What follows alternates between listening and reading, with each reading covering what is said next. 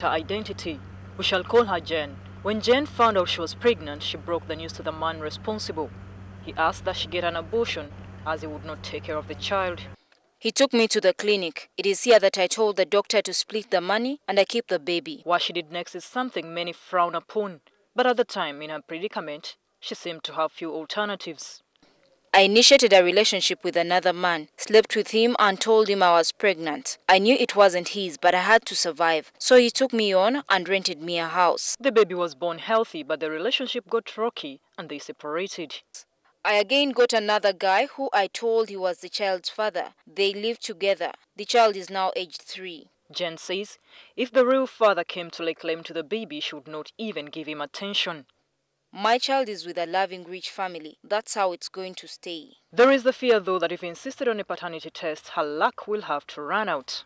Stanley Ahimbisiwe, the principal government analyst as well as acting commissioner at the Government Analytical Laboratory, shares the process of getting a paternity test. We have a counselor attached here. First talk to them and then explain to them and they consent.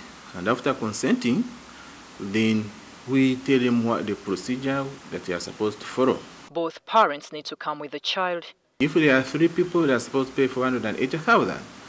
But then any extra child or person in regard to that, you add more 200,000. And all this money goes to consolidated fund, Ministry of Finance. Basically, DNA analysis is based on the premise that the mother and the father both contributed to the child's existence, and so half comes from the father and the other half from the mother. This is a centrifuge which we use to centrifuge the samples and settle what we have obtained from the cell. This is the genetic analyzer, and this is where we output the data all through the processes we have been talking about, right from extraction, amplification, and now we come to detection. That can take a period of 2 weeks. In a year, over 90 cases are received here at the Directorate of the Government Analytical Laboratory. And all these are for paternity tests. Ahimbisiwe says Ugandans from all regions are becoming more enlightened, and some refer to the lab as the DNA lab without necessarily knowing what the acronym stands for. If I had money, why wouldn't I go for testing?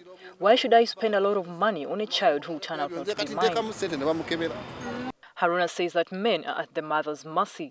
His own brother was lied to for many years before the truth got known, but he had already spent a lot of money on the child. The government laboratory is devising ways of capturing all Ugandans' data for keepsake. You can come in and we get your data, you can test your DNA and we keep it.